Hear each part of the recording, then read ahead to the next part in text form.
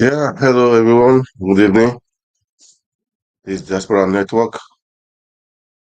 Always good to be around and to share some thoughts. Um, Compliment of the seasons once again, guys, and it's been a wonderful, glorious time. And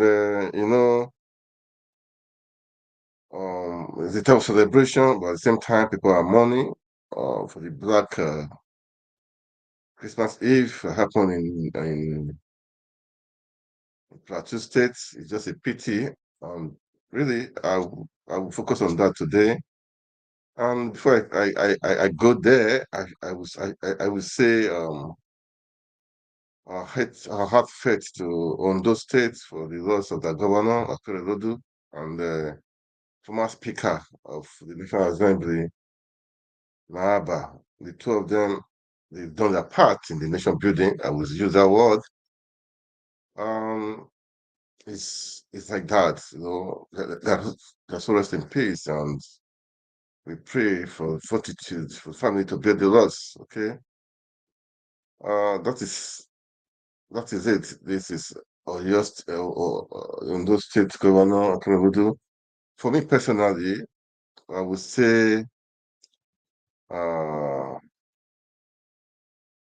everybody had their own. Definitely, people have had different effects on different people. In their is it their states, anyhow it is. People have had different effects. So especially, I was for me for Ondo State, Akeredolu, what he did for the Amotokun. He was part of he was a part of that created Amotokun. Because insecurity is one thing that I would say he tried really, man, for forming that outfit. I don't really know much about the outfit. I know what to tackle the security in that state or in that area, because I heard that time that we were really attacks. That was attacking the church at Owo and other places too. From herdsmen and other stuff. But I think with the coming of Amotoko, I think that thing was really reduced. I think so. I don't know much really about that, but I believe the guy did his part. But during his I would say he hurt. People were saying different things. As per say, he refused to step down or to hand over to the deputy governor. I mean that the family were running the state. But all the same, he's gone. He's gone. He's so rest in peace. But I know he did something in security. I'm sure that was a positive development in security. I would say congratulations to the governor, lucky that is there right now. I, he should do the part. He should do his best for the state. Definitely. I heard the state was turned into a state of confusion when the governor was sick. But I think by now, Owo is the country home of the late governor of Ondo State, Rotimi Akeredolu. um, Residents seem to be unable this to this is your war, fully this is your war celebrate area. the Okay, death so of their for me son, personally, I would erstwhile say governor of the it's Sunshine so rest in State, peace. Ondo But for State. sure, people had different things to say about him. Drive round town I was the shows command people day sitting in president, groups or even and standing alone, but all of them rest in peace sharing anyway. the So I don't same want to say much about sadness. that. Okay, um, Everyone shares the loss, both that is it. old That and is it. young. We say power come, power goes. Please be a lesson to everyone. Please, if you are in a place of authority, very power, do your part to impact the people. That is the most interesting part.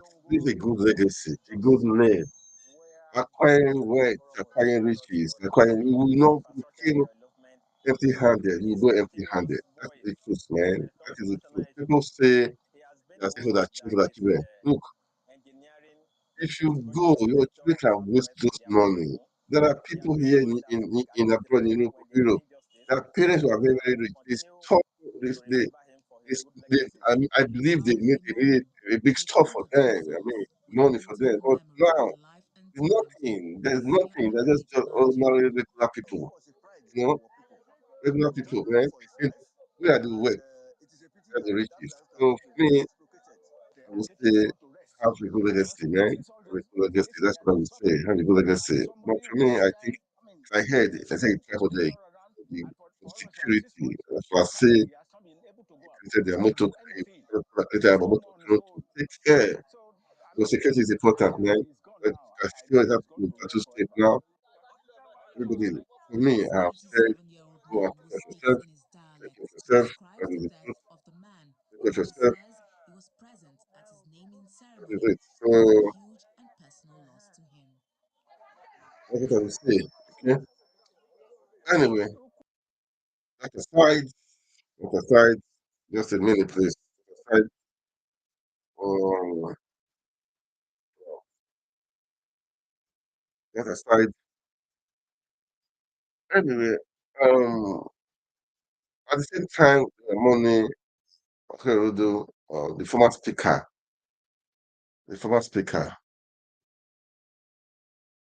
got a number, died also. It was just, this period was just,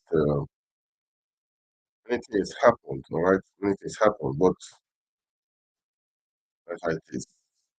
That's how it is. So, that's all. That's all rest in peace. That's all rest in peace. Okay, that's what I would say. Now, Gaba, now that guy, during the Obasanjo regime, the guy was a strong man, man. I won't tell you that he was a strong man. He did his part to make sure the legislators, the National Assembly, was independent of the executives. That's one thing I love him for. Seriously, he was a strong man. Because the threat from executive from Obasanjo, the guy was a part of the team that made sure that would do third term for the presidency.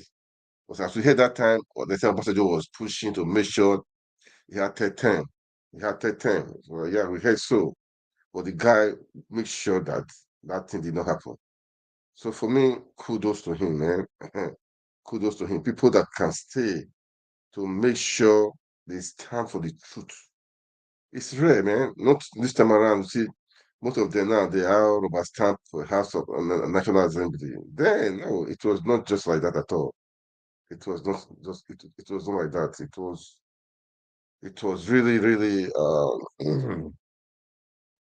it was really different. Yeah, he was different. I can say he was different. He never that's the tune of Obasanjo. He never did.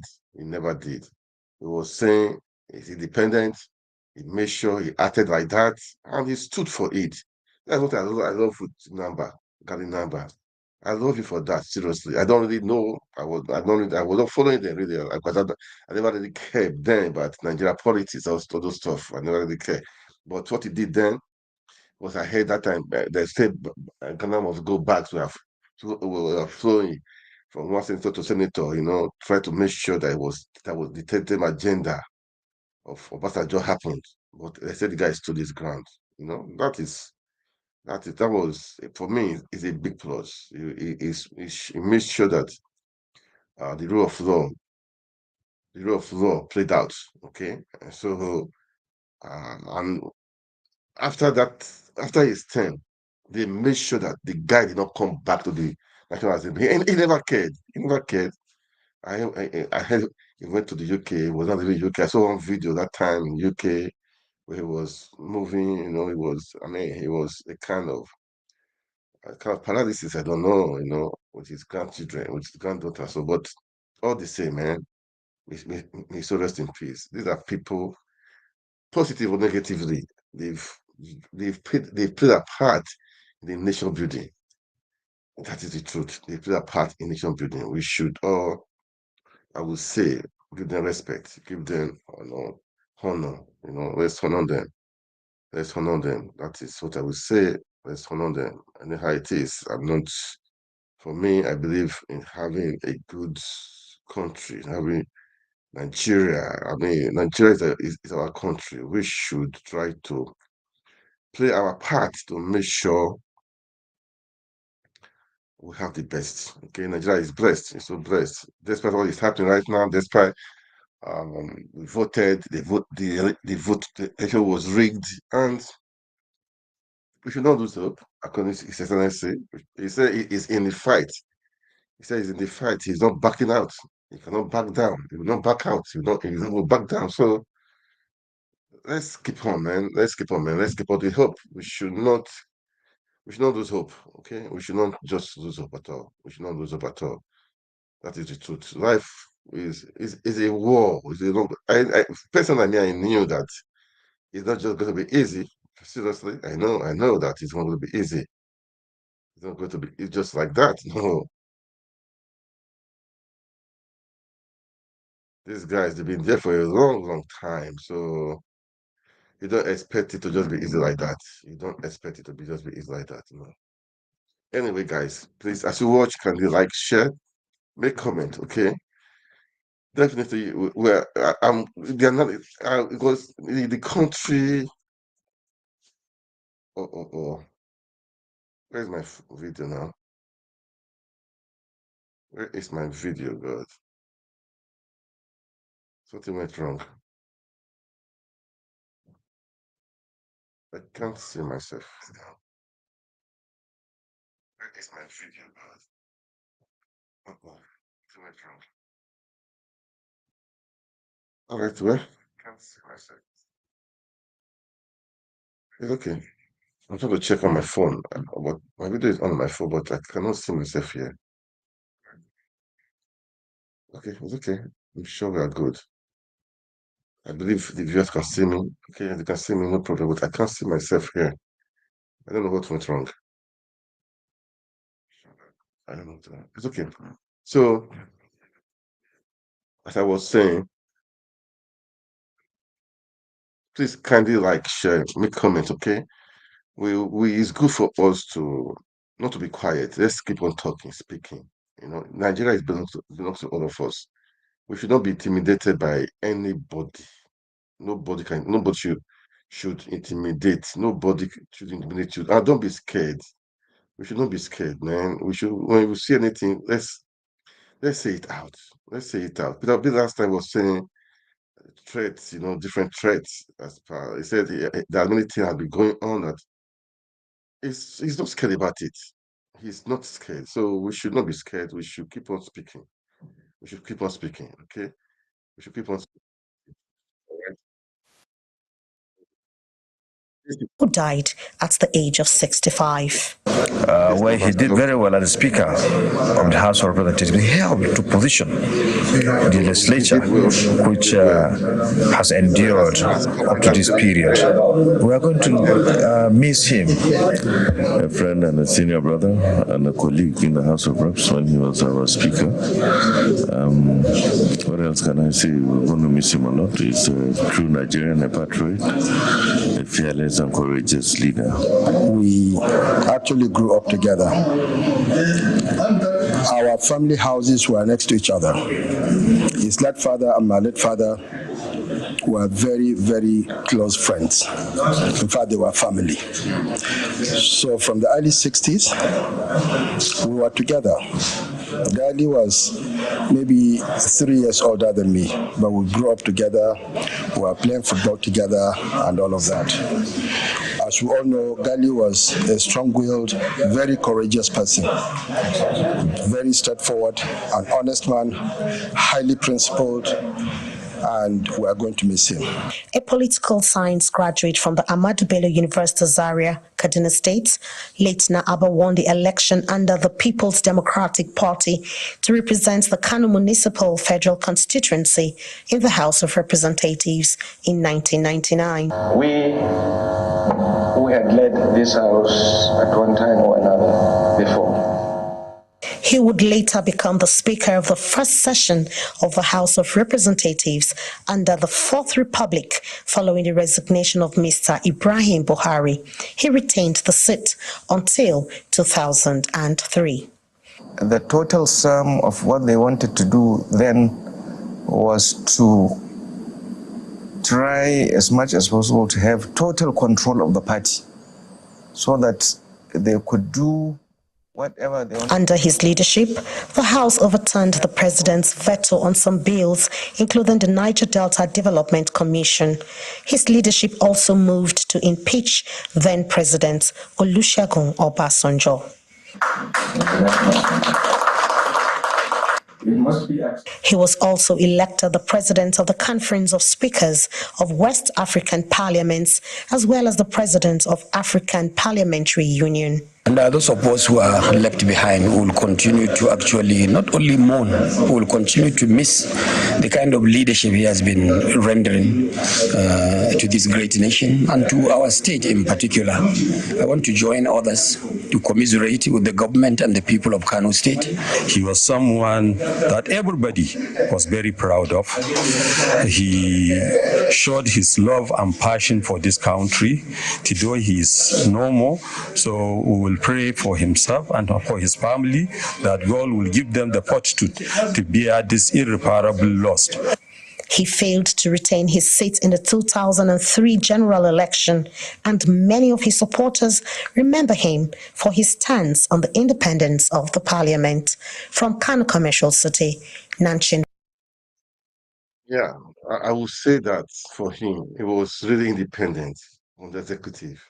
He fought for it. That one I can remember really. He fought for independence of the legislature. I wish these senators and these national assembly they can take a cue from what he did. He fought for it. That I know. I know. The term agenda of Obasanjo, he made sure he was against it. He was really against it. He was really against it. So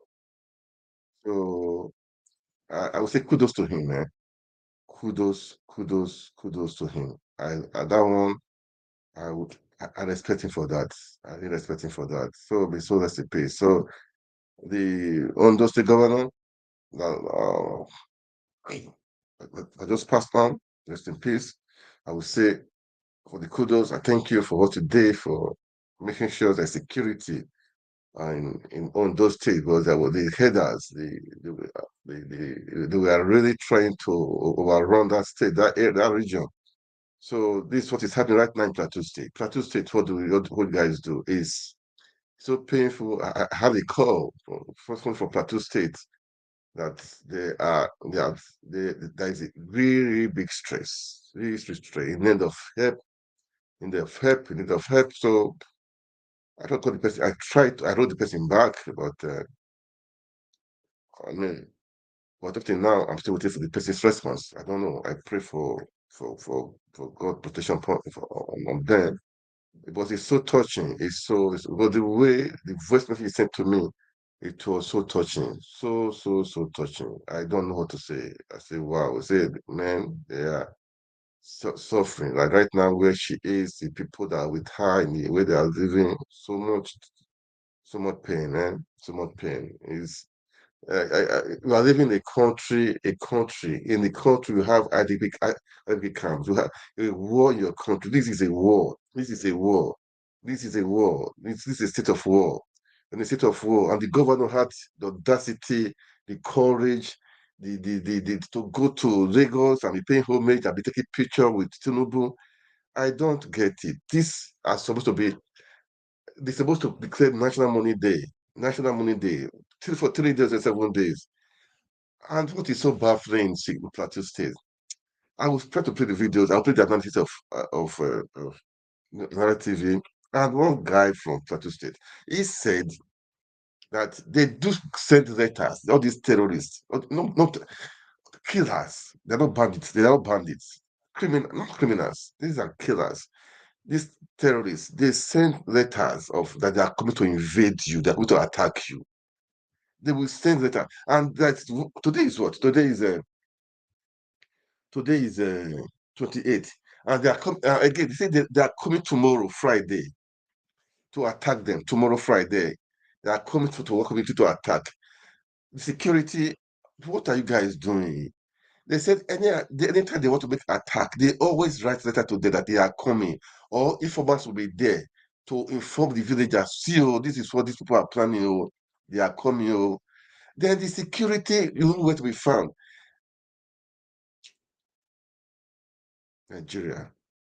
I don't know. The people that are sponsoring this stuff, I don't know. The governor is talking of going to Lagos and be prostrating at Obali for what I don't know. And the president, the second president, Tinubu has not gone to that place to check the people, to see the people. What kind of a country are we living in? And he's planning to go to Switzerland for a visit. Your country is dying. Your country, people are suffering. You are planning a visit to Switzerland. What are you going to do in Switzerland? No investor is coming to Nigeria. I live in Switzerland. Nobody is coming to Switzerland. Nobody is coming. Nobody is going to come to Nigeria for investment. No investor is going to come there. When there is crisis, when there is insecurity in Nigeria, who is going to invest? Even the indigenous Nigerians can even some of them have gone there to invest. They are crying. Somebody that told me had 2 hotels in Nigeria, that the money is spending for fuel alone is done too much. It's run at a loss. Look, there must be enabling environment before investors can come in. There must be enabling environment before visit. You don't need to go and look for investors. When there's an environment, we have the resources, we have the natural resources. They will on their own come and be begging. They will on their own come and be begging when you have everything is there. Like security, to infrastructure. I mean, light and the rest. When you have all those stuff, it will beg. Come in, they will come in. They are saying they're coming. Look at Dubai. I don't know what to say, man. I don't know. I don't know how to explain this stuff. You've not you've not been you were supposed to be the father of the nation. Your children are dying. Okay, let's assume you have 5 wives. Let's say and how many children? Then some of your children are dying. You've not gone there to see them. They are even being told that they are going to be attacked again. You've not gone there to see them, and you are sending people to go. Come on, you told us a fact. You show fatherly love to go and see the people first things first. People, I saw. Look, when I saw it, I wanted to cry. I wanted to cry. Governors beggars. Governors, they are beggars. I saw the VP and the governors, they are going there begging. I mean, I don't know if they are begging, eye service. I don't know what to call it. They are prostrate. Have a party, drink. Can you even drink champagne? Can you drink coffee? Can you drink a cup of tea or water when your people are dying? How can you drink? How will you pass your throat? It's a pity. It's a shame. I don't know how I feel. I'm touched. I'm touched, really. I'm touched. I'm just touched. This is not good enough. This is not good enough. This is bad. Show care for your people. As a leader, care for your people. That shows the leadership. It shows the leadership. I don't know. I saw somebody was saying, was arguing, the president has sent the vice president, he has sent the secretary advisor, he has sent these people to go there. What are you telling me? Your children are dying. Let's put your place in. I don't wish that for anybody. Put your place as a father. Your son is dying. You send your brother. You send somebody to go and to go and see them. Oh no, no, no, no, no. That is not fair. That is not fair. It's not fair. It's not fair for Nigerian people. It's not fair. By now, Nigeria should be in a state of money. The flag should be have the state the Nigeria should be money by now. They should be in the money. They should be money. 7 days of money. That's how it's supposed to be right now. But God save Nigeria, help the people. Just help, God help. That's my prayer, God help, because I cannot say I don't know. And I saw governors, all of them, tripping to Lagos, wasting taxpayers' money. What are you supposed to go to do in Lagos? Paying for chartering flights. They go there with on charter flights. Most of them went there on charter flights. Why? With encourage. Why? You put the SETA code. Why? This is a waste of money, public money. They are complaining, people, there's no money. You are wasting money. Then again, all the money I'm sure they even borrowed. How will you pay back? How will you pay back? Can't you just sit down and be reasonable and think and think? Look, the vice president, Shetima, is in Abuja there.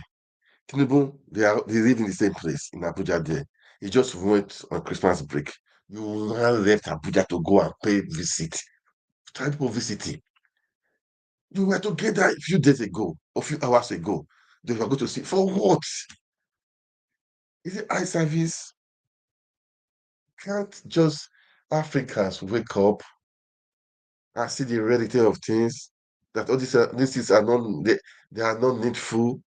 Can't they just wake up and say, look, these things are not needful. What are we doing? What are we doing? This is a waste of resources. I even heard the federal government didn't pay the civil servants for the Christmas. So, and you are wasting money. Guys, wake up, man. The future belongs to you guys. Nigerians, wake up. The future belongs to you. Either you lose it or you win it forever. That was the time for them to win it.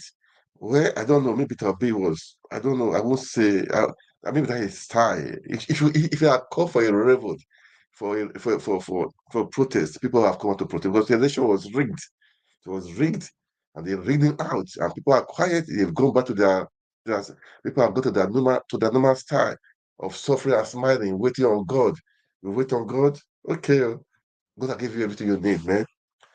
If you wait on God, you will wait. God has given you everything you need. The ball is in your court. He has given you the choice. Choose life or choose death. He has given you what you need to do, what you don't need to do. He has told you what is best for you. So you don't need to wait on God. God has given you everything. You're always to pray God for his guidance. That is your oath for his guidance to lead you. That is what you need to do. And take your country, take your future.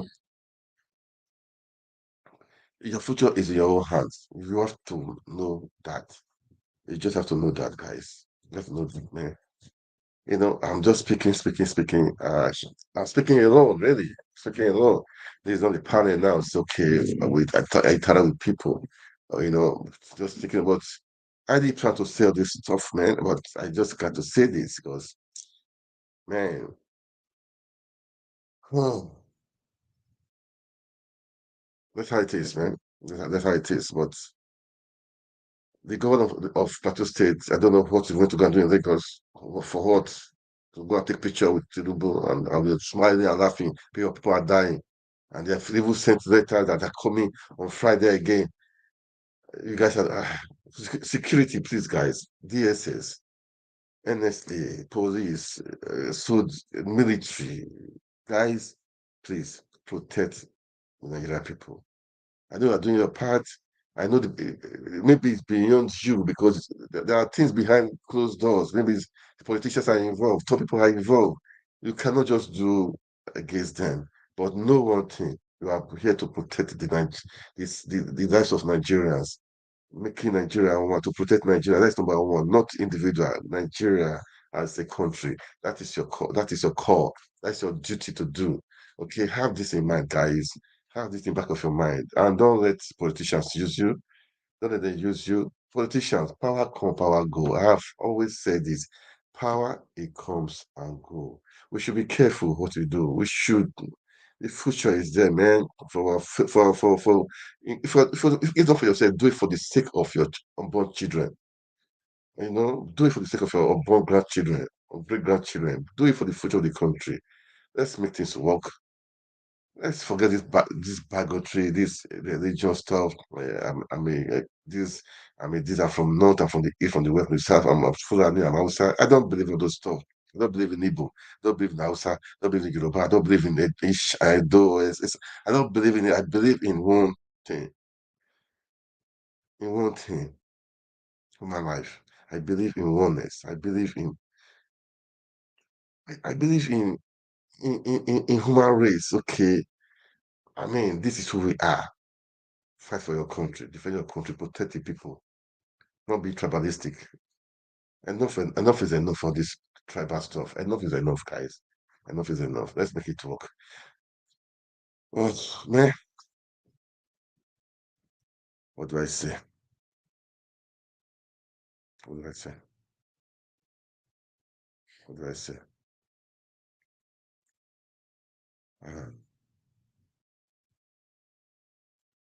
Even the sort of Sokoto, he knows that this thing. Okay, let me play what he said. Let me just play what he said. Let me play it, okay? Let me play it. Let me play it. Just a couple of days back, there was this clash in Plateau. Over 100 plus lives were lost. Now, why do we keep on having these clashes? Why do we keep on having these deaths caused by ourselves? A couple of weeks back, the Tinubu issue is still fresh with us. Now, the one on the Plateau. We always condemn such things, but after condemning such activities by these bandits and criminals, what's next? What are the roles of the government who are supposed to protect our lives and property? Why can't we be proactive? Stop such attacks before they happen.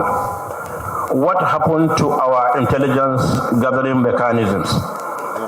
Anybody tell me that nobody knew such attacks were coming on in various places, whether it's in Sokoto or it's in Birnin Kabi or it's in Kaduna or anywhere? Have we lost our sense of gathering information to avert any of such heinous crimes? We must ask our government to up the game, because these bandits are always a step ahead. For some of us who are fortunate to have served in the military, we know the activities of the security agencies. So we keep on asking questions. What really is happening? Things are politicized, and that's the worst way to go when you politicize insecurity. We're all in one big country where we have poverty. Yes, Muslims, Christians, even people who don't have religion go to the same markets. They buy the same foodstuff. They enter the same vehicles, pay the same fares. So it's not an issue of religion. Let's not tell ourselves anybody is planning anything against Muslims or Christians. No, it's an issue of leadership. And I've said it so many times, let's have confidence in the leadership that yes, within the next few months, year, something will change. Let's keep on having hope. Because the moment you lose hope, I tell you, you are finished. Yes. At my last speech at the Independence Day in National Mosque, I brought up these same issues. I don't want to repeat them. But we must call on our leaders to rise up to the occasion. Things are not right. And when things are not right, anything can happen. But as Muslims, we believe in Almighty Allah, who does what He wants to do when He wants to do so. So let's continue with our prayers. Let's pray. As we pray, we put pressure on our leaders to do the right thing. Let's not leave our leaders with their own problems and faults. We must all take this leadership as one opportunity for all of us to be good to one another and let our country be a much better country. The challenges are there. We're not looking back. We're not looking down at it that it is not there. It's there. There are serious problems. And what do? We face the challenges. When you face the challenge, and that challenge is no more a challenge to you, it's behind you. So I'd like to call on all of us here. to redouble our efforts. We call on all our leaders to fear Almighty Allah subhanahu wa ta'ala, who is going to ask you what you did with your leadership here on earth. I will not be there. All of us will go independently and answer to the Almighty Allah. If you do good, Alhamdulillah. If you do wrong, Alhamdulillah to you. So let's wake up. The time to sleep, this deep slumber is over. The Muslim Ummah must wake up. You've heard what has been said here today. You've heard what Imam Tajuddin said. You've heard what you said at so many places. We are ready to always do the best we can, but don't leave us with our own little wisdom. Contribute to us. Talk to us. Tell us when we do things wrongly. And inshallah, changes must come. But don't leave us. Don't be afraid to tell a leader the truth, because you must tell him the truth, and that's the worst you can do. If you do your own, leave him to his responsibilities. Almighty Allah will not ask you to account for any of these faults. Everybody will answer his own problems. Yeah, guys, that is the thing, man. I purposely played that so to see his leadership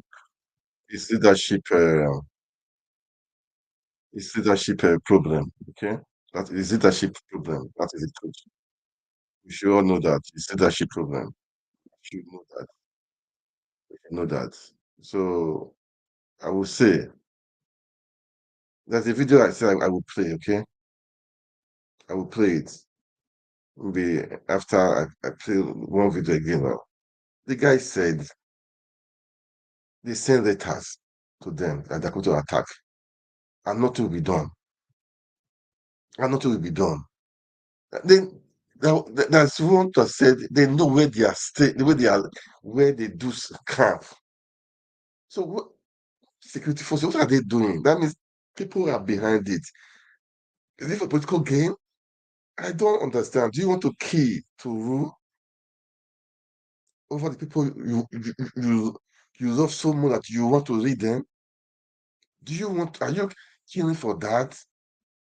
If you are killing people you want to go and roll over, or want to go and rule, that means you don't love them. That means you don't deserve. That means you need to you deserve to be in the prison.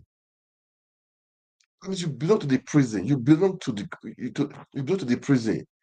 So I don't really get it. If it's just this one, all this that happens is political stuff. If it's religion, or if it's taking over, or ethnicity, or maybe or combination. I don't know, but I believe the security knows. They know what is happening. The Sultan has military background. He knows what is happening.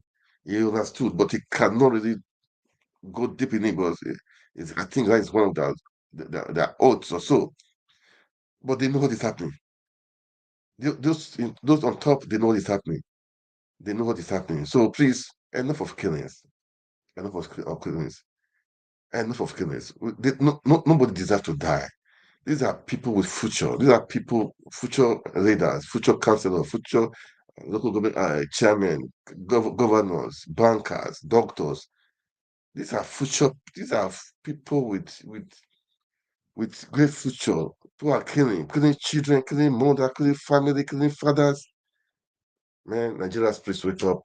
We don't deserve this. Years ago, if they have told me people will be doing there'll be attacks in Nigeria. Years ago, I would have believed it. I thought, okay, those Afghanistan, all those stuff. But over the years, it was introduced to Nigeria. It was happening. Bomb blast, they plant bomb somewhere. So I said, Nigeria, how come? Before you know it, there's a war. There's war. This is war. This is the war situation, man. This is the war situation. Please. We don't pray for that. Let's pray for our leaders. I will say that they should have sense. Okay, let's pray that they should have. They should know what to do. They should know what to do. They should not be scared of anybody. Or they should not be scared of. Why should they be scared? I don't. Why should they even be scared, sef? Why should they be scared? Man, it's just a pity. It's painful. It's painful. When I listen, watch all this stuff, it's painful. It's painful. As I told you, the call I got, it was a voice message. Up till now, the person has not responded to me. I pray she's okay. I pray the family where they are okay. Plateau State. Plateau State. It's pathetic. It's just pathetic. It's a pathetic situation. The way she was saying it, says she doesn't know. Doesn't know. Doesn't know. Oh God. Oh God. Ah, man, I swear. Please. Always solve this problem. It's you and I. It's you and I. Oh. Don't think other people will come and help you to do it. Oh. Nobody will help you to come and do it. Oh. It's you and I that will do it. Okay. It's you and I that will do it. That is why. Anyway, I mean, I don't know. I love listening to Rufai and OG and all those people with their analysis of the Plateau stuff. Okay, it's just Plateau stuff. Just Plateau stuff. Okay, let's go. Let's hear them. Okay, let's hear them. Let's hear them. In 17 communities by terrorists, the vice president who was representing President Bola Ahmed Tinubu was at Bokos, Bakin Ladi, and parts of Mangu local government areas, where the terrorists killed over 100 people and displaced many residents. Shatima assured the victims that the killings in the state must stop, adding that Tinubu will not relent in ensuring that the affected communities get justice and residents are safe. Well, Dr. Bati Rufai ayoed this visit as, it came at the right time. I applaud the Vice President for going out there at the time that he did. But of course, a lot of Nigerians are asking, why is it that this is the same rhetoric that we get? Every time we see these things happen, the government officials go out there. But I want to insist that this is a new administration, and I'm hoping that it's going to be different. One of the comments that we got online was the fact that President Bola Ahmed Tinubu has not visited. He is the head of the family at this point. When your child dies, you go and condole with the family and bury your children properly, correct?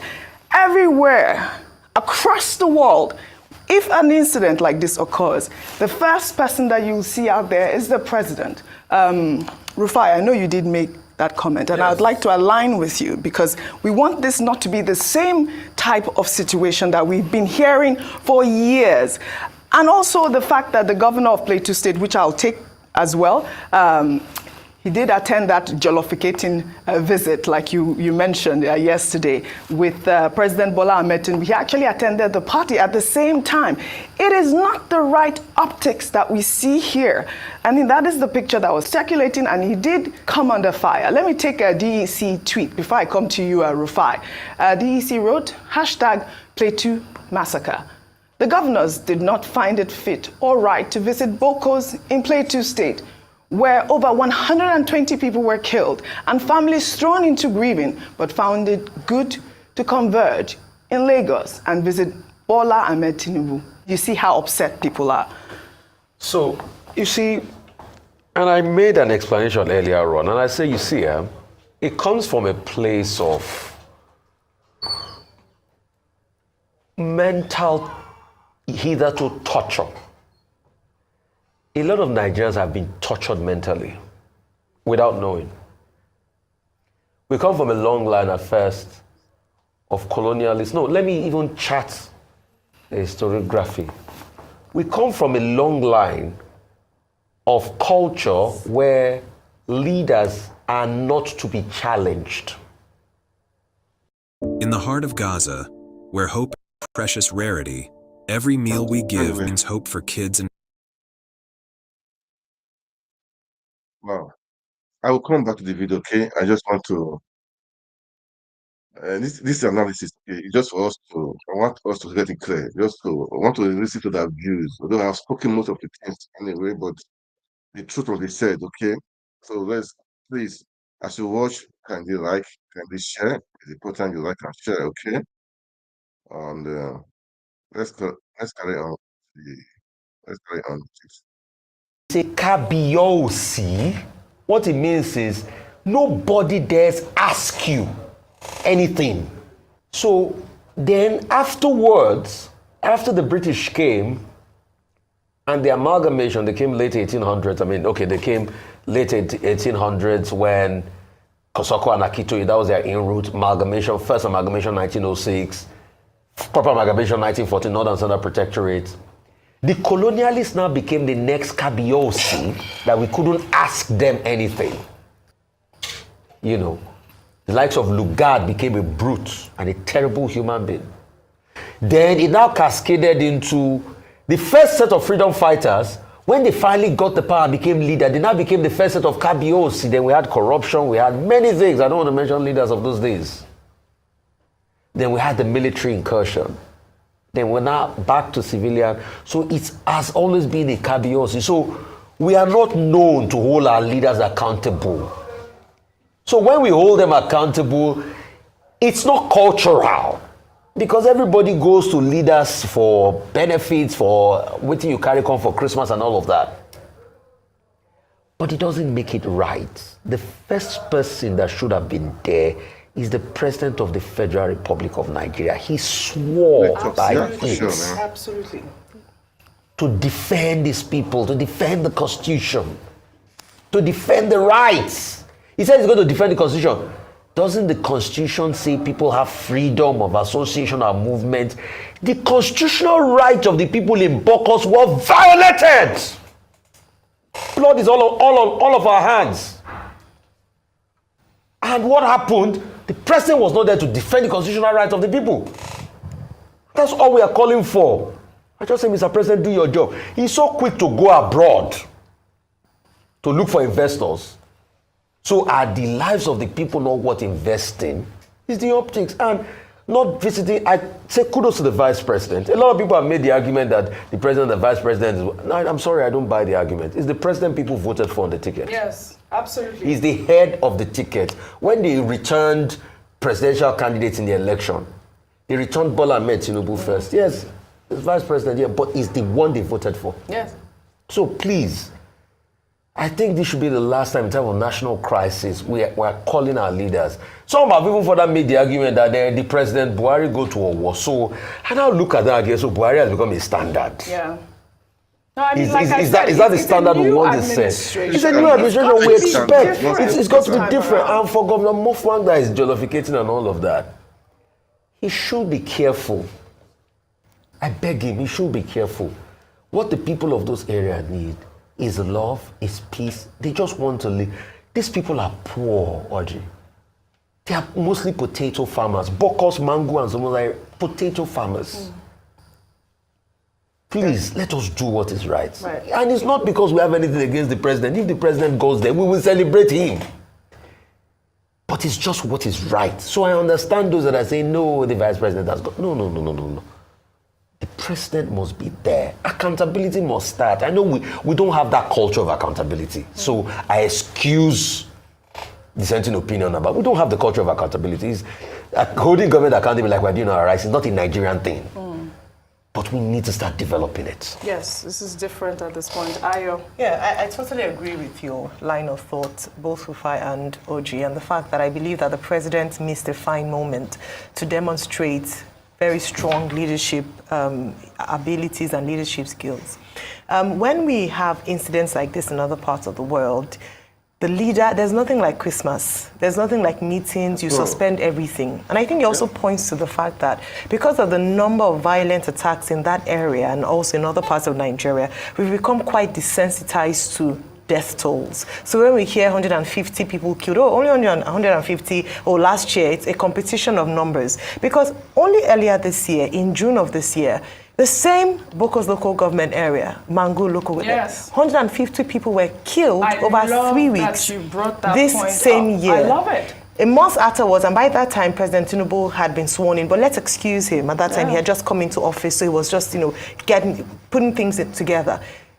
6 months, 7 months down the line, the same thing happened, despite the promises that were made in July to the governor of the state when the IG of police visited him alongside the commanding officer of Operation Safe Haven from the military. They said they were going to put out, equip the officers, ensure we will not have a repeat of this. What do we have 5 months after that visit? Another attack, and now possibly the numbers will top those numbers. But guess what? Business as usual, governors are still going to meet.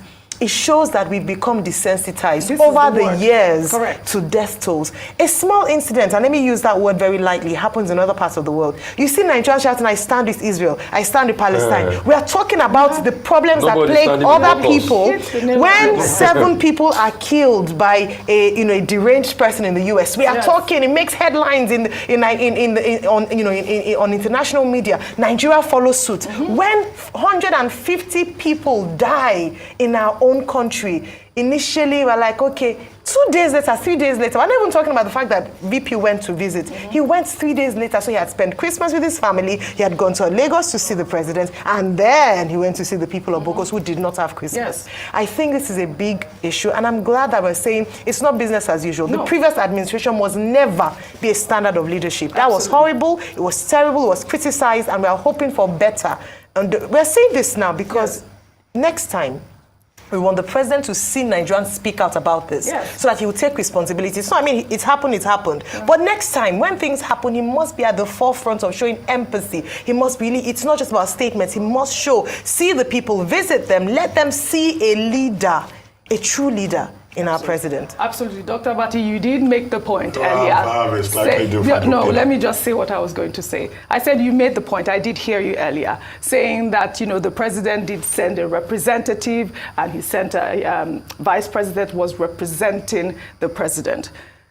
I mean, only last month, or is it this month, in Kaduna State, there was that mishap that happened, the bombing. Guess who went there? The vice president. It was the vice president who represented the president. So at this point, we are calling and encouraging the president to visit people, victims in this type of situation.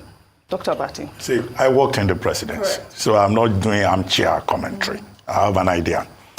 Now, as citizens, you can be concerned and say, if a man quarrels with his wife, the president, because he's the leader of the country, should show up there to separate them. If there is fire in a market, the president should be the one to carry fire extinguisher and all that. It's fine, because Nigerians will say, we want our president to be in the front. But in the governance process, it doesn't always work like that. It's as follows. People are challenging Governor Mutfwang. There's nothing wrong if there is a crisis in a state for the governor to go and brief the president. A governor can call the president on phone, depending on the circumstances. He may decide to go physically to go and brief the president. And I kept making the point that when the governors visited the president, one of the issues that they discussed was the crisis in Plateau. And the governor of Plateau was there. He had even said on television that same day, on this same program, that he was going to go and brief the president because they were still collating figures and all that. So that gave him an opportunity to go and brief the president, and it was after that the vice president visited. So those who are challenging Governor Mutfwang, what else do they want him to do? I mean, he's been there, he's visited the people, he said they were going to be responsible for medical care and all of that, and he came to brief the president. I don't have an issue with that. Some people said, those governors should visit. Well, they may still well visit. After all, we have had situations in the past when some governors will go and identify with their colleague in moments of distress. Now, about the president not going, I said, look, it's a joint ticket. And the president under Section 5 has executive powers. He can delegate authority. The vice president going there did not even go alone. He went there to deliver the president's message. Go and check the text of what he told the people. He said, look, President Tinubu asked me to tell you this. The National Security Advisor was there. The Chief of Defense Staff was there. 2 former governors of the state, Darie and Lalong, were there. The governor himself was there to identify with the people, to visit the communities. But if people are angry, yes, the only justifiable part of it is that we have been on this matter for decades, since 2009. Yes. People keep getting killed. The only thing we hear is we mourn, we bemoan, we lament, there will be access to justice. Or the president sends his condolences. Or the president sends his condolences. We don't want to hear that anymore. This is what we have been worrying about. So our concern should not just be about the physical presence of the president. After his visit to Lagos, he can still go there. It doesn't matter. But what matters to someone like me is what difference will it make beyond optics? It's now that Defense Headquarters is saying that the terrain is difficult. How can they say that? Terrain is difficult. So what is the job of Operation Safe Haven there? They said they received 30 distress calls, but they could not move because the terrain is difficult. Which terrain is difficult? And how were those people able to access the terrain? The police. How were they able to access the terrain? The terrorists could access the terrain. The military, the Nigerian military could not access the terrain. Now the police has just woken up. A DIG has been dispatched to the place. Messing after death. Come on. And they are saying we will investigate, and after about 150 people have died. So what we want is for the state, state, to be responsible, to be responsive, to protect the people. It's not about individuals going for photo opportunities, and posing for cameras and just displaying empathy. If that empathy does not translate into concrete action, then we're missing the point. Yeah, I don't know how terrorists can access the terrain. Well, in the meantime, stand-up comedian Sheyi Law, who visited Nigerian Army troops on Christmas Day, in a post.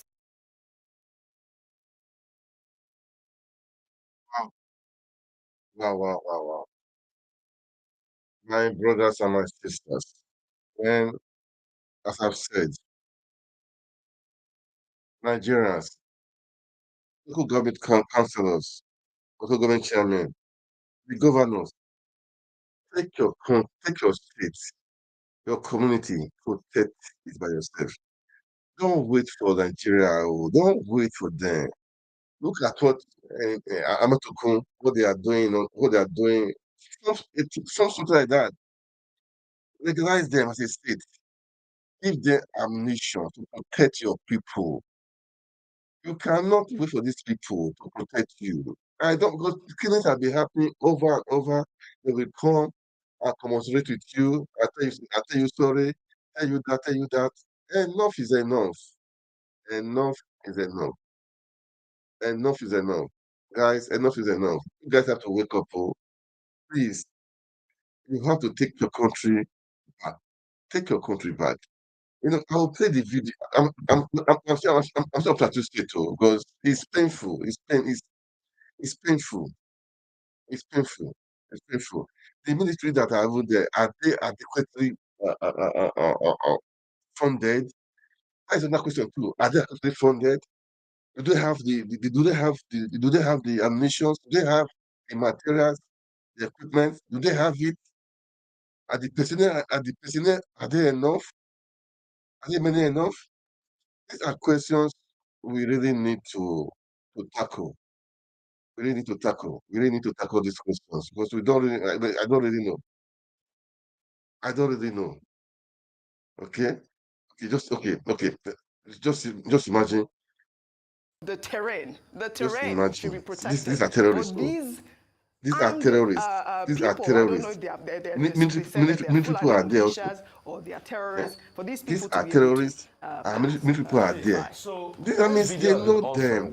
Yes. This is until what is happening.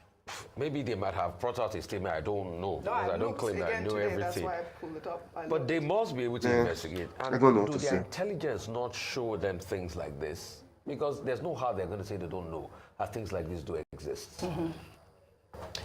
As regards the, what is it called? The money not being enough and what Sheyi Law did, and kudos to Sheyi, I should say. Truth has to be said. We know that the money is not enough. But how about the money being frittered away in corruption? In my house in VI here, I opened the newspaper one morning and I saw a top army general. Yes. He had bought the house close to my house in VI here. And they were saying allegations of corruption. We all remember those cases. So the corruption across board, we see things like that. Yes. We see the mammoth corruption. But there's nothing being done about it. We see how much the National Assembly members. Yes. So my heart goes out to our military officers, and they are doing a yeoman's job. They are doing amazing. But for us to also make this make sense, can the National Assembly to cut their budget, let's plow that money into the military? Yes, it's an idea. The National Assembly should start. Maybe the money that they are using to buy 160 million naira Jeep for one, maybe they should use 50 million naira. Or they should even drive Toyota Camry. Maybe they used to drive Toyota Camry. Senators used to drive Toyota Camry before in this country. Why can't they drive Toyota Camry? Must it be SUV?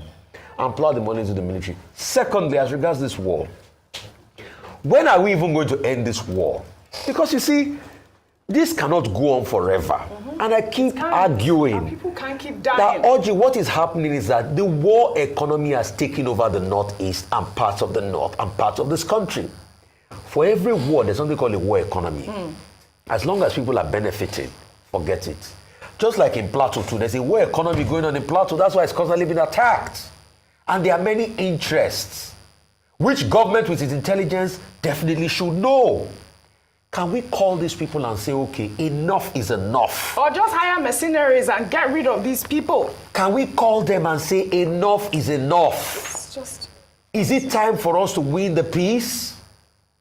Enough is enough. Because you see, I wonder, why is this conflict lingering on for so long? Bonjour à tous les passionnés de yoga qui nous... Wow. Okay.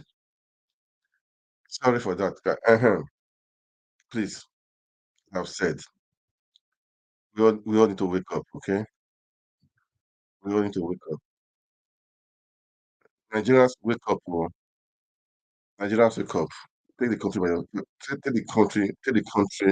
take your security seriously. Governors, take your security seriously. Protect your people, okay? Let us stop looking for.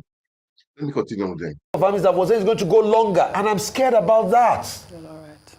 Children that were born when the Boko Haram insurgency started are already teenagers today.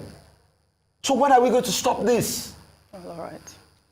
Again, may the souls of those who have passed rest in peace. Dr. Bati, we don't have much time. Quickly. No. Sheilo, yes, I think it's good that he went to see the troops. That's how he chose to spend his Christmas holiday. And we saw, if you go to his at Sheilo Instagram page, you see pictures that he took with the troops. There was also a lot of dancing and, jollification during the occasion. But, going to visit the troops will probably boost their morale, to identify with them and to let them know that they are doing a great job of making the ultimate sacrifice, while other people are enjoying at home. And the president singled them out for special praise in his Christmas message.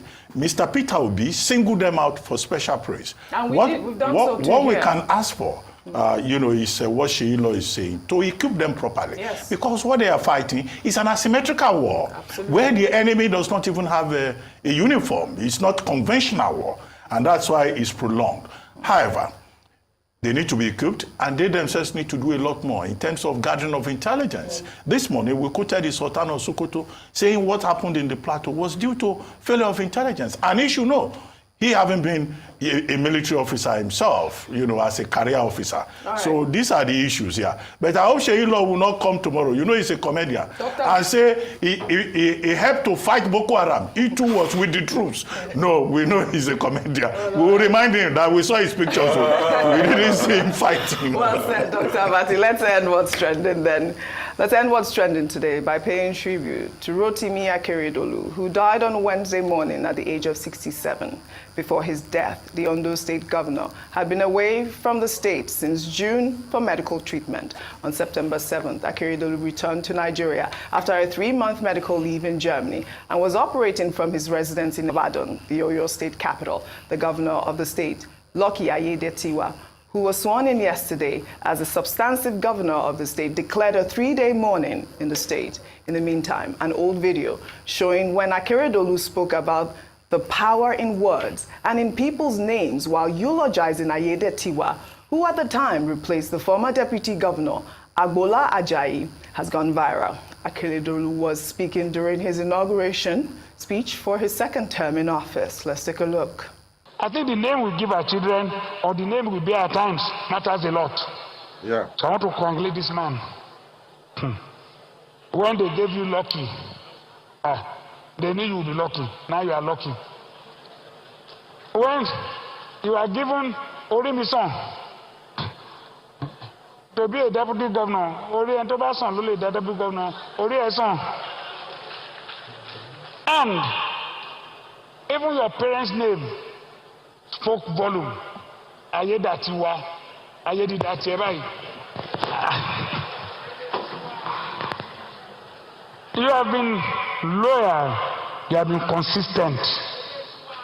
You are worthy of this position. And I want to thank you for being considered to complete this journey with us. I have maximum 4 years. Maybe you can proceed from there. It is for me now to come down and for you to grow. I must come down for him to go, and I have done my only little bit. So I congratulate you, congratulate your wife, congratulate your children. Powerful speech there. May his soul rest in peace. Almost speaking prophetically there, Lucky Orimison Ayedatiwa, your name has spoken for you, even though it might not be in circumstances that people wanted. However, the governor described you as loyal and consistent. I hope that this vote of confidence invested in you by Governor Akeredolu, you will live up to it in your tenure as governor. And this is the thing about naming and naming systems in Africa. Africans give their children names that have meaning. Right. You won't see an African family calling child wood, stone, or bricklayer. Right. You know, because the names carry meaning. Absolutely. The functionality of names. I'd love to thank you all for your great analysis as always. Hi guys. So I people say that we're on Plateau State. We're on Plateau State and we pray for peace in Plateau State, not just Plateau State, in the middle belt to pray for peace. Okay, we're going to make things work. Those people there have said, Governor, if you're the governor, if you are the protect your people, form a security team to protect your community and your people. Don't wait for these people. Don't wait for them. To supplement the police and the army, you have to form your own also. Okay, it's important because where there is life, there is hope. Okay, where there is peace, you have investors. Where there is no peace, we cannot have investors. And how can you pull your people out of poverty when there are no companies? How can you do that when there is no peace? How can you do right now? At the camps right now, they are running for their lives. So now we're thinking of feeding them. So how can they be productive for you? They're not a liability. So you see, a state or a community or a country where they have insecurity, there will be poverty. You cannot pull people out of poverty. Security is number one. If you want to pull people out of poverty, security is number one. Secure your country. Investors will come in. Not by move up and down. Tinubu, I don't know where you want to go. I heard we'll go to Switzerland. Please, I have not visited Plateau State. Have politicians, have your people at heart, have the people you are controlling, you are rule, they are your children, have them at heart. The governor went to Tinubu, taking pictures. I don't know what they are doing. I don't know. It makes me anyway. Guys, now this interview, the guy said that these people they will send letter. They say, I'm coming so they to come and attack your community. They will drop the letter anonymously somewhere. It shows that they know where these people are. It shows that the people that are doing it, they know them. It shows that the people that are doing it, they are not far from them. It shows that the security system is poor. It shows that the intelligence is poor. It shows that some people are behind them. It shows that some people are supporting them. It shows that it's like they cannot, even the military, their hands are tied. That, for me, that is just the meaning. That is the meaning. Like the security, their hands are tied. They cannot really do anything. They cannot do anything. They know what is happening, but they cannot do anything. They cannot do anything. Killings everywhere. Kaduna State, Plateau State, Tarabas. Enough is enough, this. Enough is enough. Governors, you are the chief secretary officer of the state. Take your security seriously. Form a team to supplement the police and the army. Okay? Help yourself. Help yourself. Help yourself. I think those people in the Southwest region did it at Motoku. Middle belt, do your own. I don't know what we're waiting for. I don't know which is wrong. Look, the people has the say. The voice of the people supersedes anything. I believe the voice of the people, they are crying. They have been crying. They want security. They are dying. They have been displaced from their ancestral homes. And this has been happening for years. They will come from Abuja, from different places, and say, take pictures, take video, and we will pay for, we will compensate the family for compensate life. We will take care of the people. We will pay the hospital bills. I don't even know if they do those stuff. They will just come, take camera and go away. Life continues. Nigerians are like that. Life continues. Nobody care. Life continues. Going back to suffering and smiling. For how long? Suffering and smiling. You don't need that, guys. You don't need that. You don't need that. We should all wake up, please. Please, as you watch, kindly like, share, make comment, okay? Right then, I think I'm on YouTube channel, Facebook, on Twitter right now, okay? This, for me, this is how I do my own. This diaspora network. I mean, we have to tell people what is happening, talk to people, encourage people, we'll say how to make Nigeria move forward, okay? That's how we do. That's what we do. That's what we need to do. That's what we want to do. If we can do more, we'll do more, okay?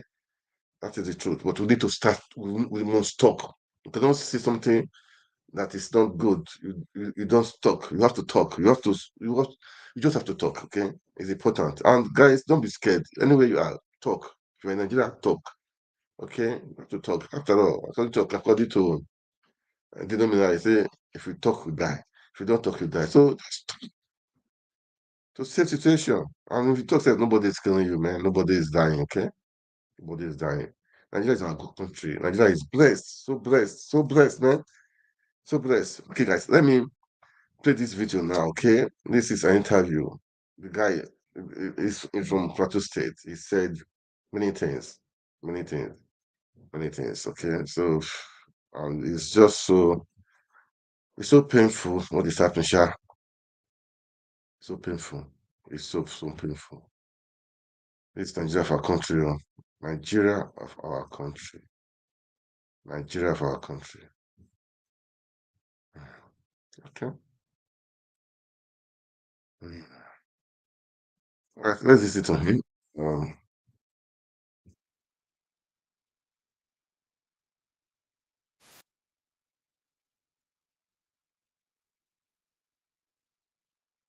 Launch their attacks but refuses to take action, thereby leaving innocent citizens in danger. Pogu also stated that the continuous attacks have also led to political suppression of the people of the Middle Belt, leaving them defenseless and vulnerable.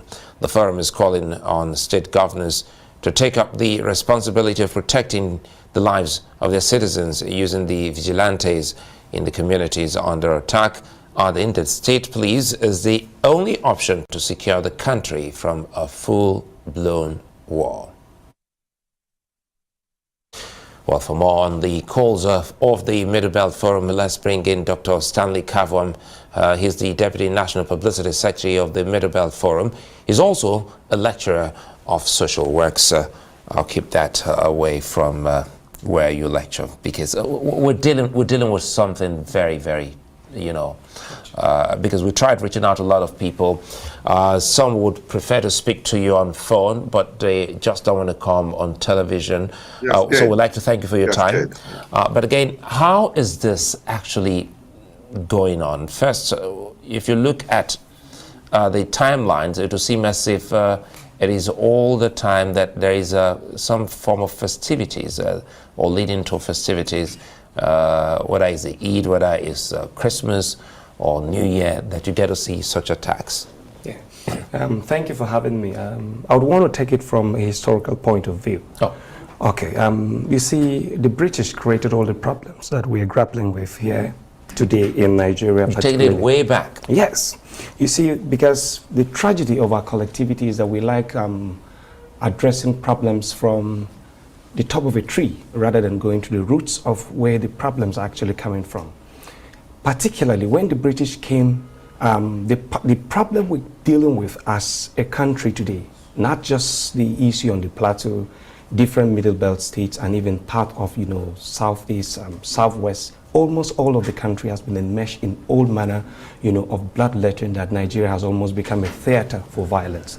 The problem emerges from the imposition of an exploitative colonial political economy, because the colonial political economy that the British imposed on this country is quite exploitative.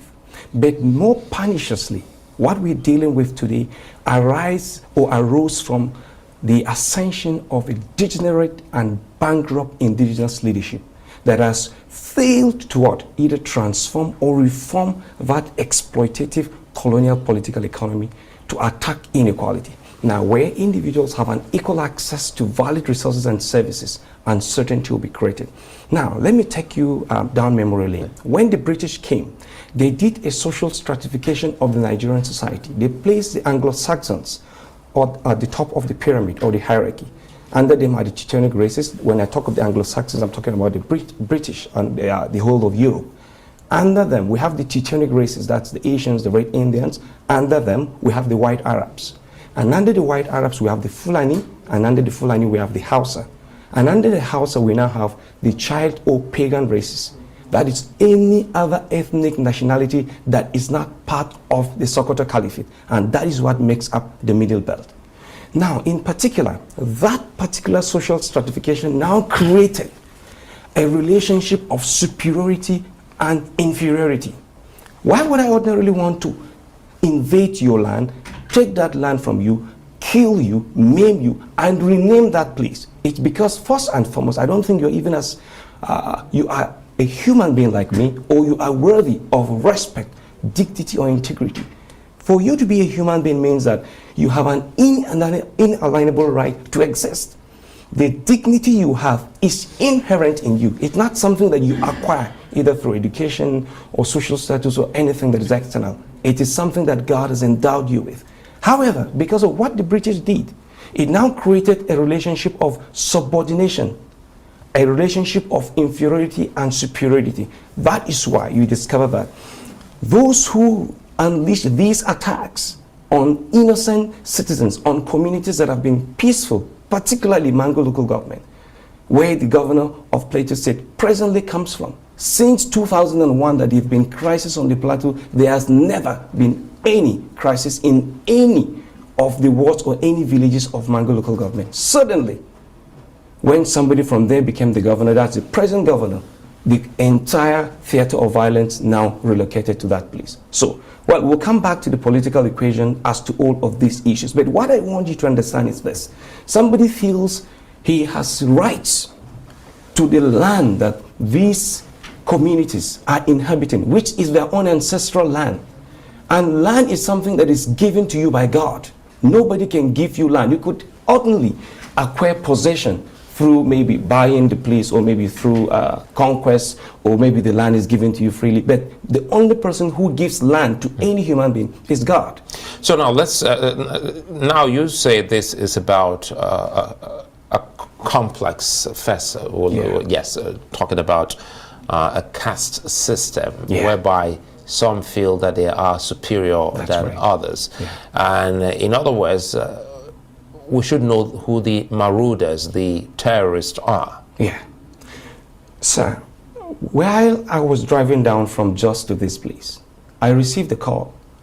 A letter was sent to my own village where the the attackers are going to invade on the 29th of this December. And I want to assure you... Wait a minute. Yes. A letter about an impending invasion, All was of the sent attacks, to your community. Yes. All the attacks were orchestrated. There was a letter to that effect that was dropped by an anonymous person intimating the residents of Mangu local government, to be precise, that you will be attacked. And when that does happen, for instance, in this case, does anyone report to the police or the authorities? They received about 37 distress calls. That is Operation Safe Haven or the Joint Task Force. About 37 distress calls, yet nothing was done. But in those communities, we also understand that there are some Fulanis who also live in those communities. They were also caught in that attack. Well, I want to assure you that that is a narrative that cannot be substantiated, because all the casualties that we're talking about are in communities inhabited by Christians. And the security forces know the attackers. They even know their hideout.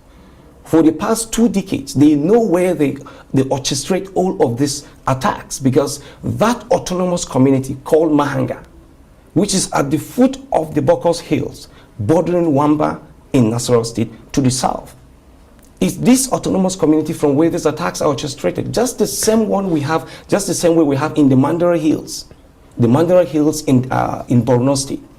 For instance, the military relocated an entire community of over 11,000 people, leaving the entire Damboa road free for the terrorists to operate freely. They even collect tolls on the roads. As if we were in a Banana Republic. Section 14B of the 1999 Constitution, as amended, stipulates that the welfare and security of the people shall be the primary purpose of government, without which government loses its legitimacy. You know, but before we let you go, because we're trying to get a sense of what exactly we're dealing with, and if we say there are warnings, and again, there's another warning about a coming attack. You say, let's get this straight. You're saying that these warnings are also communicated to the authorities, and still nothing is done to protect the people. Yes, and these attacks could last for as long as 12 to 24 hours, and there is no security presence whatsoever. All the attacks and in this coming attack, or that a letter has been communicated to the community, you don't mind naming the communities, perhaps? Pushit community in Mangu local government area. Pushit, P-U-S-H-I-T. Pushit community in Mangu local government area of Plateau State. A letter was sent today that they are going to attack on the 29th. And I want to assure you that anything changed apart from this communication since the president ordered a pursuit and possible apprehension of those who carried out this attack? Has anything happened? No, the attacks are still going on, and there is any response from the security authorities. And I want you to know something. General T.Y. Danjuma alleged that the military colludes with these insurgents or terrorists to unleash terror on unsuspecting or innocent citizens. The entire Nigerian space was caught up with a lot of, all manner of accusations, name calling, and all of that. Are we not seeing that happening today? You're an academic and a researcher. How does it work that a country's army that is peopled by people of different faith and cultures and tradition will, look the other way collectively, irrespective of what kind of attack that would come to their own people? So it lays a question mark on what the revered general had said some years ago, because I'm quite sure you're talking about what he said years ago. That's right. Sir, let me just give you a classical example. How could a community be invaded, the inhabitants dislodged, and that community is renamed by the Fulani, and they still inhabit that community, and the security doesn't do anything about that? Government does not do anything about that. There are more than 37 communities that have been taken over and renamed by the Fulani in Plateau State. Do the people also vote in elections? Of course. And does INEC use the new name that has been so called by the terrorists as catchment, identification for those communities? That is what I cannot say, because that is not within within my own knowledge to either attest to whether INEC has reflected Dr. Kavon, before we let you go, yes. what should we be looking to doing now? You're speaking on behalf of the people. Yeah. What are the demands of the people? How can we get this, get justice? The demands of our people in the Middle Belt, particularly on the Plateau, is that one, we are being hunted like dogs, being killed, massacred in cold blood, and there is not any intervention whatsoever that comes from government. In Mangu local government, for instance, the IDP camp keeps exploding with what? With internally displaced persons who come to those camps. There is no any psychosocial support whatsoever. Imagine the trauma of losing your means of livelihood, losing your children, and everything that perhaps you depend on. Yet there is no any rehabilitation whatsoever, no any psychosocial support. They can hardly even feed. Some of them were in school and they had their entire education cut off. And at the end of the day, government should ordinarily realize that we are all citizens of this country and we should be treated equally. And beyond that, we understand that these attacks are being orchestrated in a manner that we cannot in any way there is no way the security can absorb itself from liability, because they do announce before they come. They come in thousands. Where would they ordinarily, how could 1,000 people, invade the local government area, and there are security agencies within all of those areas? How do they manage to pass? And how do they acquire their weapons? Well, I think these are questions that are not rhetorical, but we demand answers, and we'll hope that we'll get to the authorities. And also for the version that we also hear about Fulani's communities are also being attacked, we'll also try and reach out to them.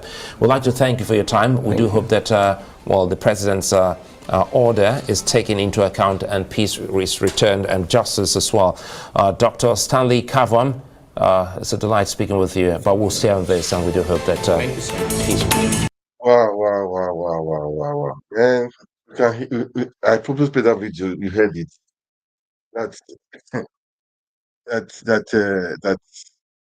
they are expecting more attacks, So I wonder what they are doing, what the security is doing, and they said there'll be no help. Things are just happening. God save Nigeria, okay? God save Nigeria. That's what I will say. Please, guys, as you watch, can you share? And what do I have to say? Okay. And maybe let's pray for the people of Plateau State. Let's just pray for all of them, okay? Let's pray for all of them. That's what I will say. Now, guys, I think I have to call it a day, but this Fubara and Wiki, their case is still on. Let me just play a video of that one. Maybe from that one, we call it a day, okay? Wiki and Fubara, their case is still on. I heard the people of River State, they are saying, on your own, Fubara, if you say you want to carry on with what Tinubu said, you are on your own. Huh? They are saying that that's what they said. That's what they said. Okay. I'll just play it. So we'll just watch it, then I'll call it a day. Nothing much to say right now, okay? Current governor, what he will never tolerate. He dared PDP. He dared anybody. Our mommy of the nation, Patience Jonathan, was instrumental to his becoming the governor of River State. She never permitted her to meddle into his affairs. 8 years he ruled. He's now Minister of the Federal Republic of Nigeria. Let him stay there. And allow this son, who is a governor with authority, to breathe. If you marry for somebody, will you sleep with that woman on behalf of that child? The answer is no. The important thing is they've gone to Abuja We appreciate and respect the President of the Federal Republic of Nigeria. We appreciate all those people that gather together at Aso Rock. But their offices, with all due respect, are a creation of the law. And that law is the ground norm. That ground norm is the Constitution of the Federal Republic of Nigeria. Whatever thing you do must be within the confines of the Constitution. Any decision that you take that is in contravention of the laws of the land is a nullity. To say that a people that have been moved, that voluntarily moved out from the originating party, PDP, to APC, should now be permitted to now come back in breach of a constitutional provision is an aberration. It is a law, it's a directive that is not enforceable because it is a nullity from foundation. To say that a people that voluntarily resigned for personal reasons, for family reasons, for whatsoever reasons, now to be represented again to the House of Assembly for whatever purpose, is to say the least insulting. Okay, sir. Just one last question from me. Two very key important political personalities that ordinarily should be in this meeting are not here. One, the chairman of the local government, then two, your representative at the House of Assembly. What do you make of it? What is this body going to do? Including the former senator. Let's first of all talk about what they call it, the representative of the House of Assembly. We voted him into office. I was instrumental to delivering him in unit 5 of Ward 10, Okubolo. And Arnold is nothing without this group of people. Arnold had just only one vote. For him to take a decision to defect, he needed our consent. Having not done so, he lost that seat. Arnold is like a younger brother to me. I'm 36 years as a lawyer. He's a law student, and I'm saying to him, he did wrong. His act is irreversible. He's got to go and prepare for a new election under the APC. If he wins, good enough for him. George Sekbo and distinguished George Sekbo, I can assure you, everybody will come into this same family by his own volition. I haven't heard from him. I respect him. He knows what decisions to take. I respect him. I can assure you, wherever he is, his body, soul, and spirit with us. I can assure you by implication. Then, the local government chairman, first and foremost, as we are talking now, is a PDP chairman. And until in few months, his tenure will expire. I can't also speak for him. The most important thing is it discharging his obligations to his locality? If the answer is yes, I believe for now he is discharging those obligations. So to that extent, he hasn't also indicated that he's jumping the boat. So as far as I'm concerned, if he's not here, it could be for official and personal reasons. Who else? As of my brother and colleague Boma Yaye. Of course, what do you expect? Are you expecting Boma Yaye to be in the same family? He will lose his seat. It's a political appointment. To be an executive director, EDL, is a political appointment. Can you do that in breach of your paymaster, who in this case is a former governor of Rivers State, yes or Wike? If you do that, so Boma Yaye could be with us in his heart, in his spirit, but physically he can never venture into it. So I congratulate him. I won't force him to leave. Please, Boma Yaye, remain where you did. Be eating the money and be sending the money to us. Let all be eating together. That's the most important thing. Your name? Barrister Chris Itamna is my name. Former special advisor to the Rivers State government under Nyesom Israel Wike. I served meritoriously. I served him with all my heart. Special advisor on what? First on party and then on labor relations. Okay. Thank you. Honorable Barrister Christian Akamabetwan, the immediate past vice chairman of Okubolo local government and the key actor for the war against militarization of 2019 general election in Okubolo local government area. What do you make of today's outing? Why this outing by the Okubolo people? This outing is to let the public, the entire world, to know that we, the people of Okubolo, are against impunity. We hate oppression. We hate undue influence on people. That we stood for our executive governor of the state, Siminalayi Joseph Obara, and any undue influence on him, any oppression against him is against the people of Ogubolo. That is why we are raising our voices to say no. And this call is a clarion call to the people of Ogubolo local government area who voted him into power, that their mandate is going to be taken for granted, and therefore we are to say no to it. What do you have to say about your representative in the House of Assembly? It's unfortunate. That is part and parcel of the 27 lawmakers. When a lawmaker doesn't even know one principle of law, it's unfortunate. If they had known one principle of law, they will know that what they did is against the Constitution of the Federal Republic of Nigeria. And insofar as the law has taken its course, that's it. We gave him the mandate. And the people are saying he has gone to another party. He got the position under the platform of PDP. Now that he has vacated this voluntarily without due rest, we are saying that seat belongs to. Well, I'm just playing today. Something was on security on Plateau State. Okay, I'm just playing these ones. Fubara and Wike, the kissmen of all the people of Rivers State, are telling Fubara, if you dare take the agreement of Tinubu on your own, and they are telling him. So Fubara has said the worst peace is better than war. Well, for me, as I've said, I don't care about Wiki, I don't care about Fubara. What I care about is the Rivers State people. We want the people Rivers State to have good governance. And so that is what I'm just after. Let's continue with what you're saying. That is I call it a day, okay? The president is said to have midwifed the peace pact in Abuja, containing 8 different items. You don't think this will be calling the president to a fight? That is the Ogubolo people, because the president said Mr. Governor should endorse his signature, which he has confessed to have done.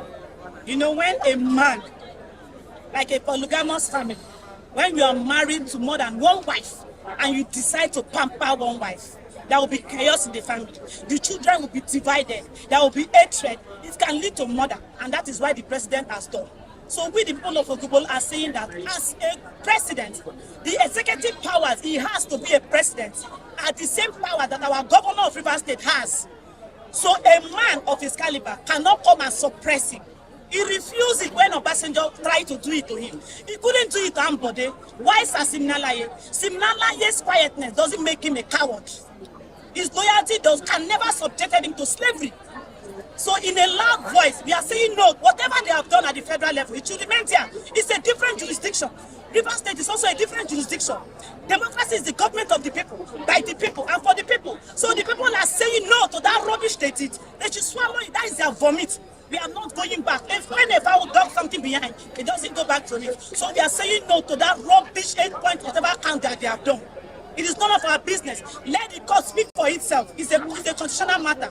The Constitution has spoken, and the Constitution of the Federal Republic of Nigeria is the ground norm of every right. Unless the president is saying that paperwork has superseded or it has overridden the provision of the Constitution of the Federal Republic of Nigeria 1999 as amended. If not, it should just swallow his vomit. And here's some wicked that is using to cause this problem in Rivers State. If a community cook for one individual, he cannot eat it. So, Governor, this on weekend should be read that there are bigger pots they are using to cook for him to eat. Whether or not he can eat it is a question for him to eat. Okay, very lastly, something very curious happened here. I wouldn't know if other noticed. The local government chairman of Ogubolo, who is supposed to drive this process, I am told is not here. What do you make of that? I laugh in my local dialect. The local government chairman and his brother, Boma Yaye, the EDFA of NDDC, they are 2 brothers, siblings, but are taking the local government for granted. The local government chairman came on the platform of the seat, and a dog will begot a dog. When you have a deceiver, when you have a man that speaks from both sides of his mouth as your leader, here's some wicked who they claim to be their leader, always speak from both sides of his mouth. He will say, I hate this, and that is what he loves so much. And that is the product they call a leader. So the chairman of the local government, who came under the seat to be a chairman of the local government, will not come because they are benefiting from that deceit, that act of deceit, and they are so power hungry. His tenure of second tenure, which Nyesom Wike has already promised them, an immediate past governor who ceased to be a governor the day he vacated office is promising people to return them for second tenure. Who does that? The people make their choice, who vote, and we exercise our franchise. So you don't expect such a hungry person to be here. He cannot be here because he's benefiting from the wrongdoings of whatever Wike. Don't even want to know. We are used to the name Sim. Okay. Very lastly from me, for you to recall a legislator, you have to initiate the recall proceeding. When is your Ogbolo people going to do that to your... Well, as a matter of fact, you should know that Ogbolo has intellectual giants. We are kingmakers. We know what to do at the exact time. This is just a signal that indeed we know the right time to be done. But the processes, they are not even that cumbersome for us to carry out. We have a lot of lawyers, old lawyers, young lawyers, capable hands to handle that process. We are not ignorant of the law. Thank you so much. You're welcome. This meeting has came up with a resolution of which you are part of the signatures. What motivated you? What made you through the line of thought of what's happening here? Of course, you know that in Rivers State, there is orderliness in Rivers State. And that orderliness from the Bible also is implanted in Rivers State. God himself, after creating we the human beings, said, "Come, let us reason together," which means there is always an opportunity God has given for us to sit together and discuss our matters. Of course, you know that in any kingdom, there is only one king. After the demise of the other king, then the son can become a king. Otherwise, the father's throne will be vacant. You know, I feel very sorry or very pitiful for those that said they are godfathers. You know that if you don't pass through sonship, it is difficult for you to handle fatherhood. I believe that Nyesom Wike did not pass through sonship. If he was a son to somebody, and today he's a father to somebody, he will know how a father behaves to a son. And it is not that way. If a father begins to put pressure on the neck of the son will say, "Daddy, I don't want this leg to be on my neck." So, as far as this issue is concerned, Nyesom Wike didn't handle it well. If you want to be a father, you must allow your son to have space, to breathe. And what he has done is absolutely wrong. So all those things that have been done in Abuja are for their constitutional matters. And they will be handled one after the other. The son, Sim. Thank you, sir. Okay. Let's stop it. No. Thanks for checking out Symphony on YouTube. Please. Guys, that is I just played that so to or just a review of what Tinubu, Fubara and Wike as and some I think I would say some few was it some few hours ago the PDP has said the PDP lawmakers are defected from the House of Assembly to APC. They've lost their seat. That's what they said a few hours ago. That the PDP people, rather party, have said. I don't care about them really. What I care about is good governance in Rivers State. But Rivers people, they deserve the best. Fubara, Wike, won't win. They both they got together to rig the election for Tinubu in Rivers State. So I don't really care much about them, seriously. I don't really care much about them. I pray for for peace in that country, in that state, because their own is always I would say they play a stupid politics, childish politics. That's what they always do, which is not good. Which is not good. Which is just not good. Okay. Man, it's been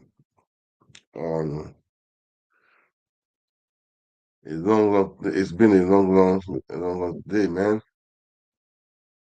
I saw on that one too.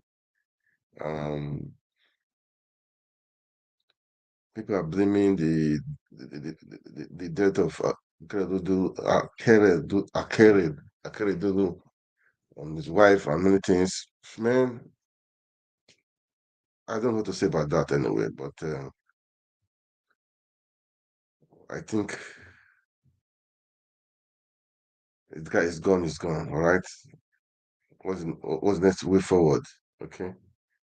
That is what people should be after right now. What's the next way forward? And may he so rest in peace. And to Nambagali, died also, the former speaker. May he so rest in peace. They did a great job for the country in their own capacity. They did, I mean, they've done things, as I've said. Kudos to Gadabali. He would try to make sure the assembly was independent of judiciary, no influence, and he tried to make sure the third term of Obasanjo did not materialize. Okay, did materialize. Okay, those are one of the things. Some of the things he did. For me, he did a great thing. Okay, he did a great thing. All right. So Tinubu has not visited Plateau State. We're still waiting. They say he sent VP, Vice President, and the other people, but a father should go and take care of his house. So not by sending people. That's what I'm just saying. It's not by sending people at all, at all. It's not by sending people at all. So, man, for the River State, well, let's see what's going to happen. Afubara, I don't want to play it. I have a bit for to play there, but I don't want to play it. Let me leave them alone. Let me leave them alone, okay? Um,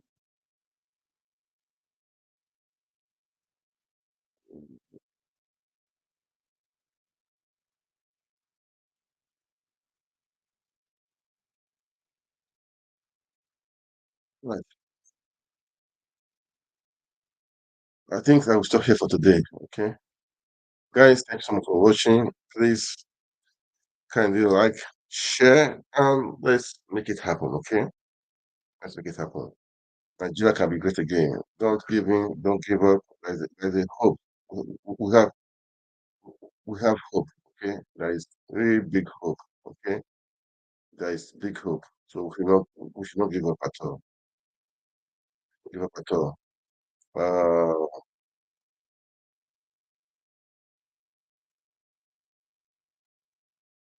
this is just River State. That's it talking, Sha. I just wanted to play a little bit. Sensitivity to the people's security, political and social interests.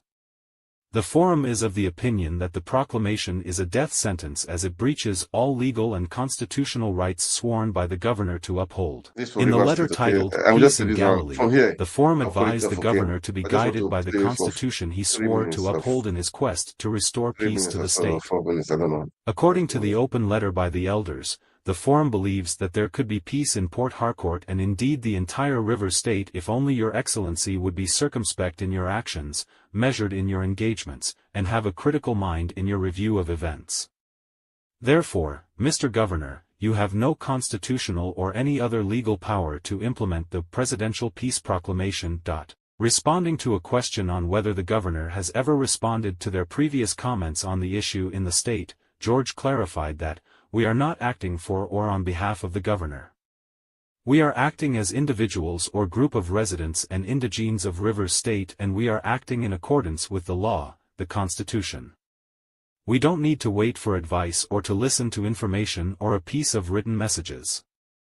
We act based on what we know and perceive to be factual. And we know that an agreement or proclamation was written which was not in the best interest of Rivers people, and we are acting on that. The governor may be taking his actions unknown to us, we don't know, we have not exchanged any direct correspondence in relation to this issue or proclamation. We are acting in the interest of the Rivers people. George said the forum will act accordingly if the governor implements everything signed in the peace accord. According to him, we cannot predetermine what he will do or what will happen, but we believe that he will not take any action contrary to the law or contrary to the interests of the citizens of Rivers State. On his part, Professor Edward Bristol Aligberia, head of the Legal Committee, Rivers Elders and Leadership Forum and Dean, Faculty of Law, University of Port Harcourt, said, "What the Elders Council is trying to do is to remind both parties in the dispute of the law that they swore to uphold, which is why one of the actions taken here is to ask the court to interpret the law. If he goes ahead to implement this against the court judgment, then that's between him and the law." Aligberia clarified that the Elders Forum is not taking sides with any of the parties in the dispute, but are only calling the parties to order. Daily Post recalls that some members of the Rivers Elders and Leadership Forum have already filed a case at the Federal High Court in Abuja to declare the peace agreement brokered by the President between Governor Fubara and the Minister of the Federal Capital Territory, Nyesom Wike, unconstitutional.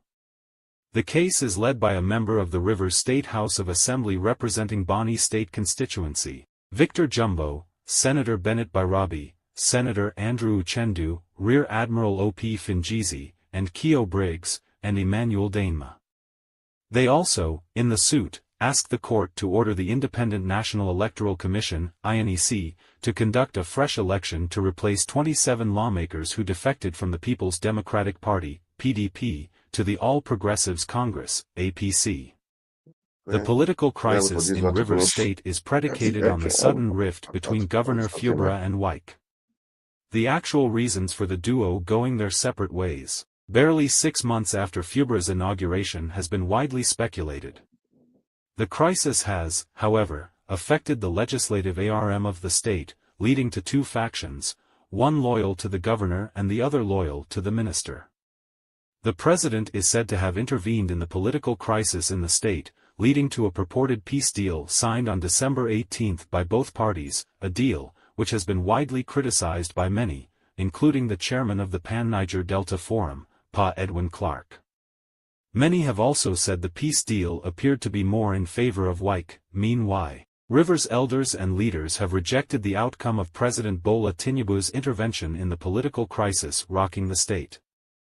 The elders and leaders kicked against the directives issued by President Tinubu to the Rivers State Governor, Samini Alayi Fubara, saying it contravenes the Constitution. The elders, rising from an emergency meeting held on Tuesday, said the directives as issued by Tinubu are unacceptable, null and void. A review of President's directives for the resolution of the political impasse in Rivers State showed that the directives contravene the Constitution of the Federal Republic of Nigeria, which Mr. President swore to uphold at all times, the elders said in a communique. Alright guys, I got to stop here, man. Thank you guys for watching. I just played that for the River State, but today the case was just on Plateau State, okay? Anyway, thank you guys for watching. I really appreciate you guys. Coping with the season. Please enjoy the season. Enjoy the season, man. I'm grateful to God for what He has done. Beginning of the year to today, the year is rolling by, and so be grateful. Count your blessings and commit the next year into God's hand for a better year for you, for your family, for the country, Nigeria, you know, for everyone. Pray, okay? Prayer works, man. So that is it, guys. So please don't give in or give up. Maybe your dreams and your vision this year has not really materialized, but don't give up, okay? Don't give up, okay? Please, guys, don't give up. There is hope at the end of the tunnel. All right, there is real hope. There is light at the end of the tunnel. Just believe that, okay?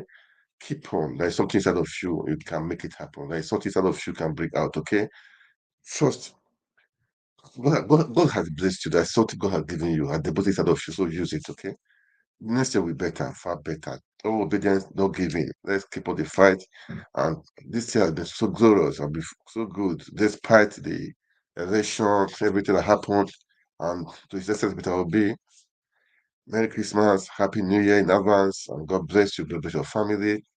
Thank you for standing by and for saying the struggle continues. You will not give in, will not give up. Thank you for saying that, and all obedience around the world.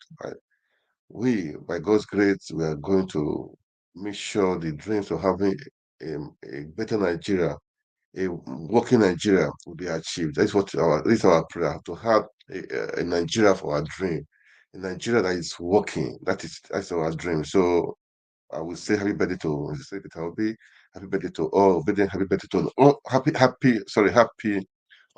New Year in advance to everyone, to to everyone. Coping of the seasons, man, and God bless you. God bless Nigeria. So I call it off right now, please. As you watch, kindly like, kindly share, and subscribe to our YouTube channels. We have 50 channels. It's all right now. We're also on Twitter, on Facebook. Please kindly follow, share. Okay, it's a family stuff. Okay, we are our own to make Nigeria work again. That is for me personally. That's what I'm after. Not let's make Nigeria work again. Okay, guys. Thank you so much for watching. I will say God bless you. God bless Nigeria. Bye.